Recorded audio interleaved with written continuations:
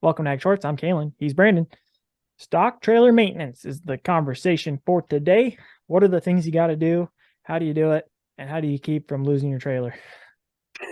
Well, the thing you're always looking at is lights. I mean, you got to have your lights Sure. running or take a chance on not getting a ticket. You know, uh, lights always seem to be an issue, and it's generally a ground wire somewhere. Or Yeah. if your lights are all individually grounded, then you can narrow it down to the one that's not working. Or you're checking bulbs, you're checking wires. Obviously, you've got tire maintenance. Tires are big on trailers, and I like to put on as heavy a tire as I can possibly get. I like to run 10 plies on these trailers because they do take a lot of weight. Wasn't there And a time where you somehow found a 12 ply? oh, you can get 14 plies on even on Okay. pickup tires. You can get 14 ply, but they are expensive. Expensive.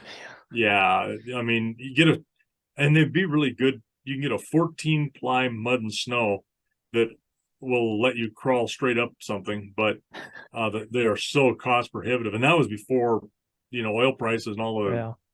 BS with supply chains and stuff like that was government induced, caused everything to skyrocket. So they were horrendous then. I can only imagine. I don't even look at them. So, it's about what you can really afford and afford to lose too. So as you'll blow a tire, you'll ruin a tire.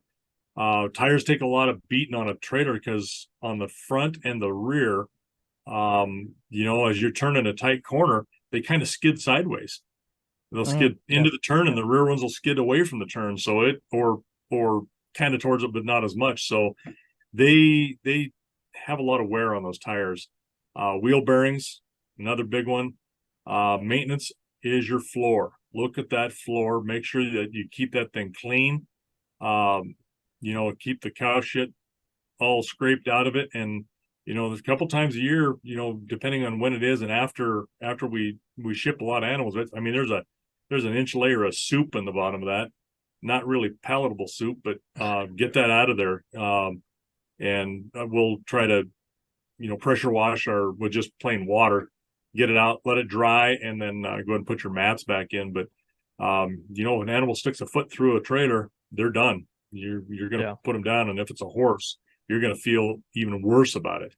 Um, so horses are more valuable than cows, animal per animal, generally. But there's something about a horse and that relationship with a human horse, and you do that to them, and I've seen it happen. I've seen Yeah. people not pay attention and, I mean, destroy a horse. So going down a highways, you can just let your imagination run wild, and it's probably accurate. Yeah. So those are all things. Your hitches, make sure you're greased and not squeaking. And I mean, there's just a lot of little things, but your doors, the hinges are right, the locks are right, the latches are right. There's a lot of little things that is easily forgotten or easily ignored. You just get busy with other things, and the next thing you know, you're needing to use this trailer, and oh crap, I haven't got this stuff done. So yeah, wheel bearings are another big one. Brakes take a lot of heat on those brakes when you got a load on them. So it's important to stay on top of it. Yep. Well, that's trailer maintenance. Stay on top of it where you might you might pay for it. So there it Yeah. is.